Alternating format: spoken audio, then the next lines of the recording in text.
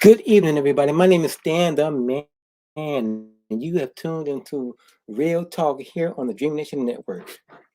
We're going to talk about some of the greatest African warriors that ever existed. Um, and we had a lot of them that should have been um, talked about a little bit more in our black during this Black History Month. Okay, Black warriors.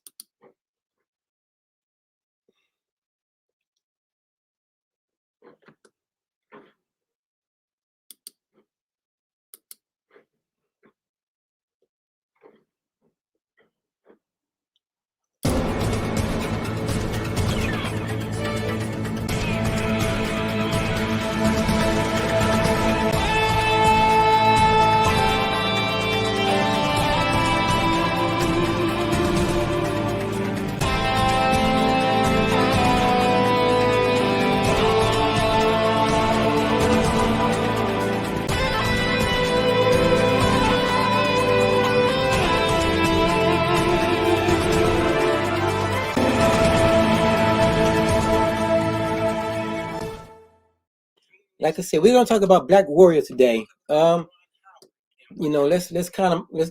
Let's count them down. We have 1, 2, 3, 4, 5, 6, 7, 9, 10, 11, 12, 13.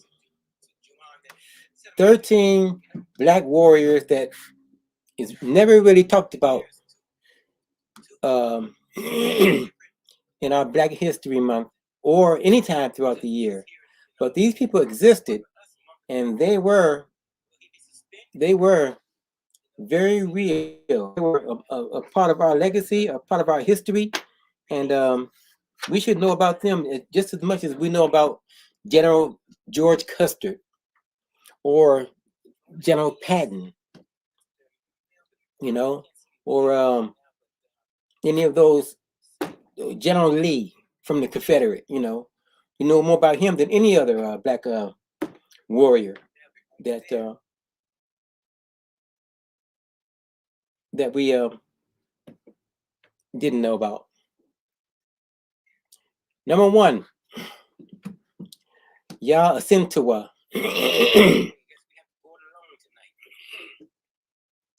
And get some information on this, on what happened. Why did God call a timeout? Things could be escalated from their players.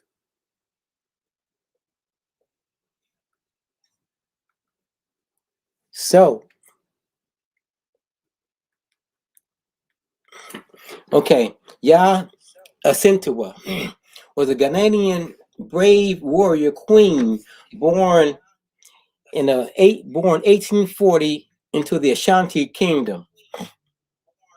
She managed to form and lead an army that fought against the British invasion.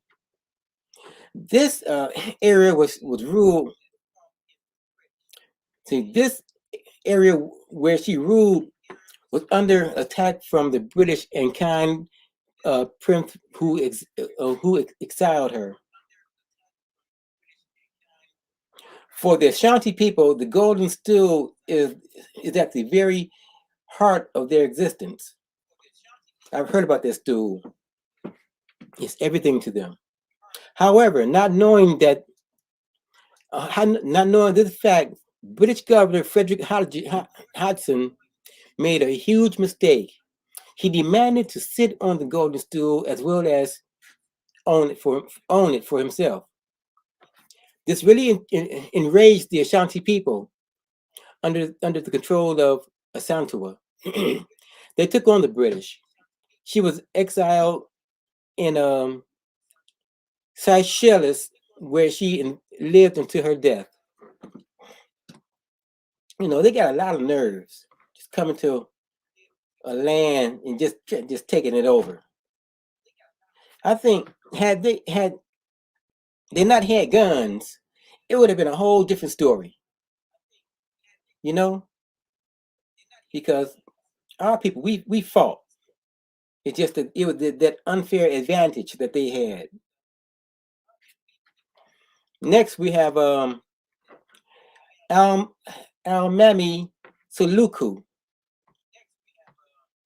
born 1820. Um, Suluku was a smart, powerful Limba ruler who managed to maintain his independence for a long, long time. When he became a war captain, he made his kingdom Bariwa one of Sierra Leone's largest. The kingdom became prosperous and rich as Almimi Suluku forested trade in gold, foodstuff, ivory, and hides. He is still renowned as one of Africa's most powerful warriors. On a related um,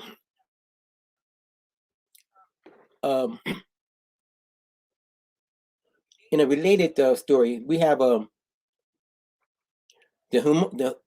hum, I got to pronounce this, the Humomi Amazons. So Amazon women were actually was a true thing,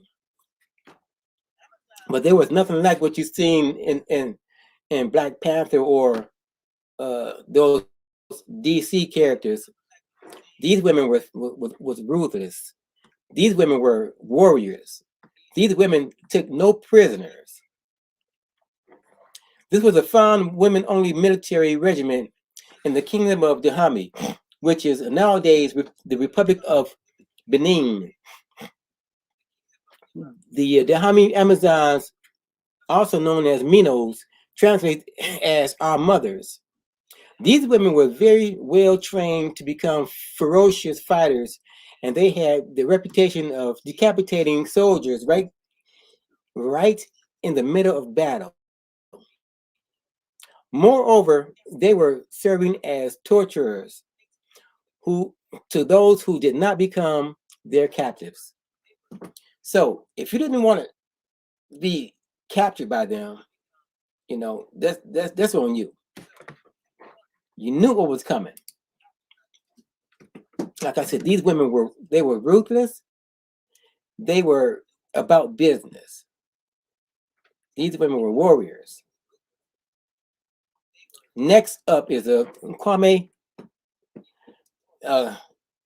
Nkrumah. Kwame Nkrumah. I have to get these names right.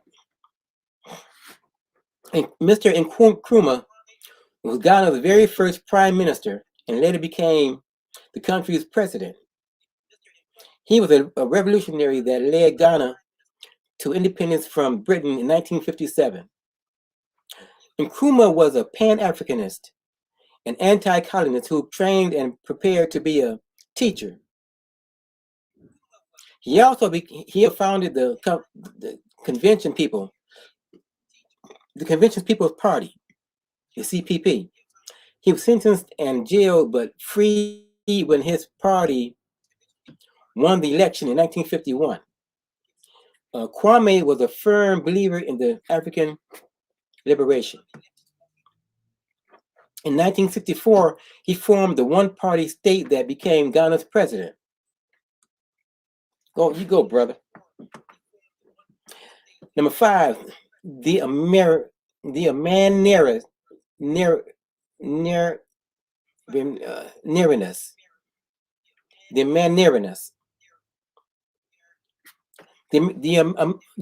Amanerists was one of the most courageous kingdoms of Kush's queen mother. Between 40 BC and 10 BC, the Marinists ruled over the Meriatic kingdom of Kush. During her reign, more specifically in 24 BC, Augustus, the renowned Roman emperor, attached Marinus people. He attacked the Marinus people along with her son Akinadid. She conducted an army of approximately 30,000 soldiers and became the Romans uh, in Antwerp, in Egypt. Oh no, she she conducted an army of 30,000 of approximately 30,000 soldiers and defeated the army, the Roman army in Egypt. She defeated the greatest army of that era. Although the Romans tried to fight back, they were held back by Amerinus and her troops. Powerful resistance. After about 3 years of violent fights, parties decided to negotiate a peace treaty. Besides their agreement, the Romans finally agreed to return their soldiers and give back the land that they've taken. And Marinus remained famous for her devoted combat and for fighting together with her soldiers. So we had a leader that was out there on the battlefield with her soldiers. And to me, that's how leaders should fight. You gain much, much, much respect from your people when you do that. I mean, I would respect you.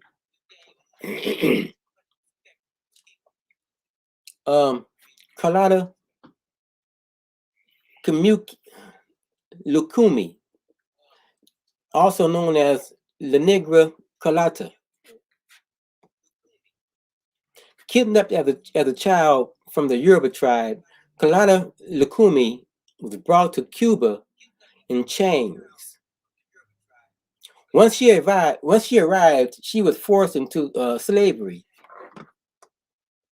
In 1843, together with Firmina, another woman, Carlotta led an organized rebellion at Virtu, the sugar plantation where they were enslaved.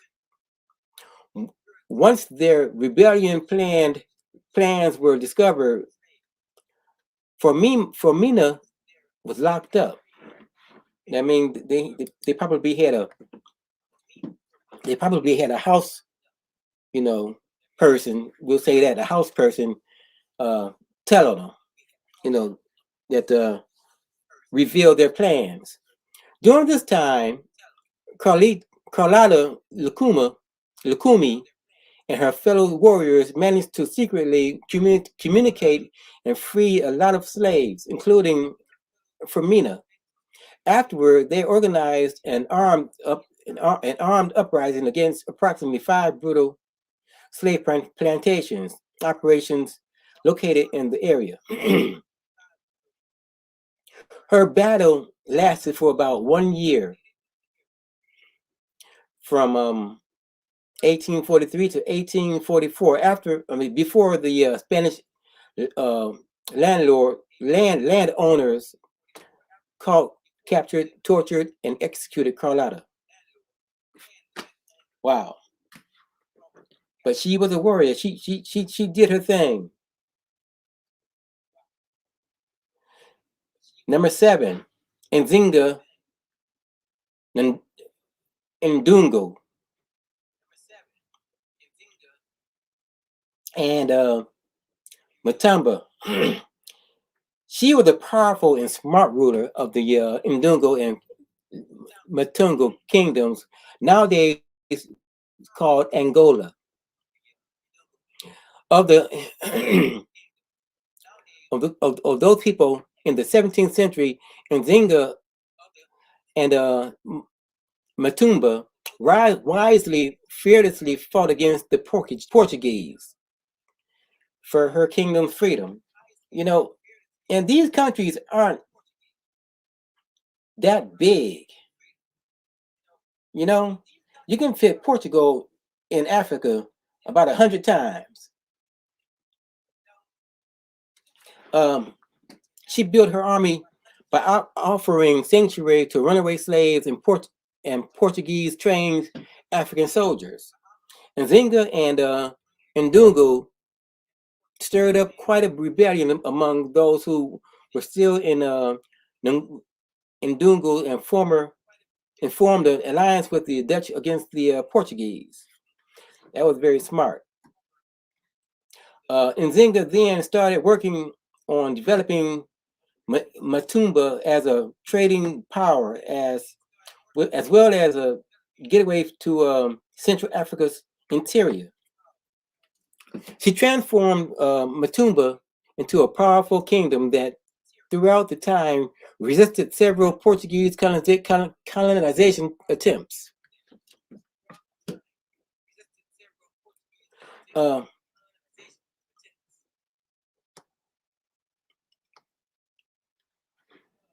We have this is hard to pronounce. Benhansen Hasu Buell, as also known as the King Shark. Man, that's a hell of a nickname. Buell was bravest and most powerful West African king who ruled during the 19th century last years. He is famous for nodding his head whenever he meant life or death to his subjects.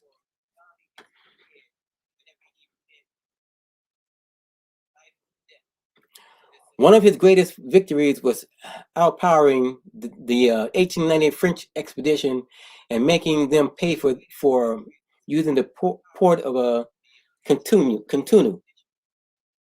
That's what they get. It shouldn't have been there in the first place.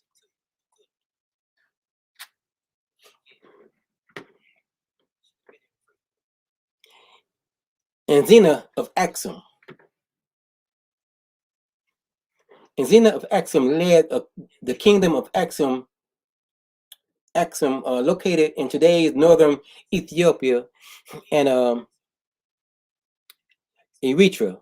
He started ruling as a child, succeeding Ella Amida, his father. And he also was the very first leader who embraced Christianity. King Izana established numerous military campaigns and erected multiple structures and obelisks.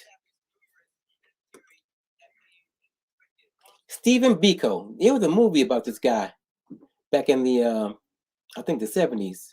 I never watched it, but I think it was a powerful movie. Stephen Bico. Stephen Bico was one of the South African Students Organization's founders and major African leader against apartheid. Bico was elected as Sasso's first president.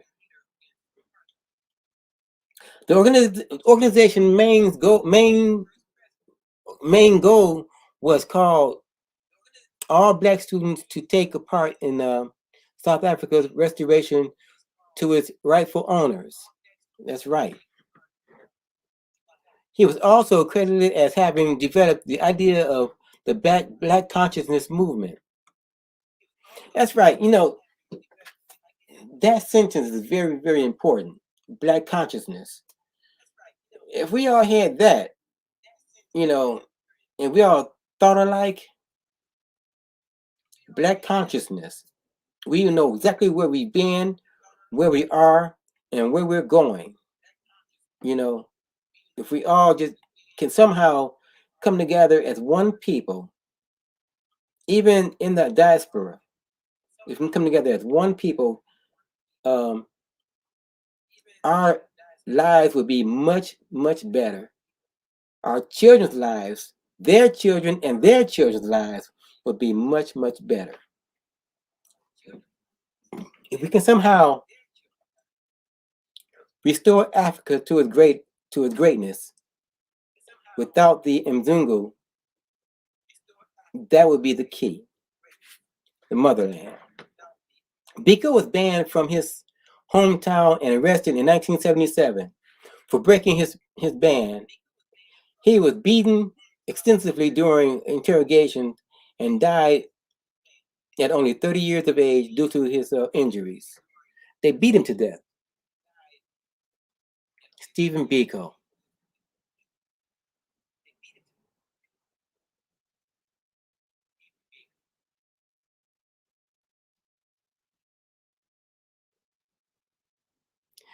I'm gonna do one more, and this one is gonna be Hannibal, one of the most famous and infamous military leaders of all time. Hannibal of Carthage lived from 247 BC to, to 183 BC. Um, yes, much has been said about Hannibal's legacy, but not even more should be said. But even more should be said. Hannibal's great military adventures had his troops taking on the Roman Empire and crossing the Pyrenees and the Alps with elephants. Legends have that all Roman families lost at least one family member to Hannibal's armies during the First Great War of the World. These are just a few of the most influential African warriors in the history of Africa. Let us know your personal favorite and write to me. Subscribe to my channel and share what you heard to most importantly Black children. They need to know where their ancestors come from. They need to know about their Black history, about their Black pride, about their Black heritage. They need to know everything that I've just said. My name is Stan the Man, and this has been Real Talk on the Dream Nation Network. Good night, everybody.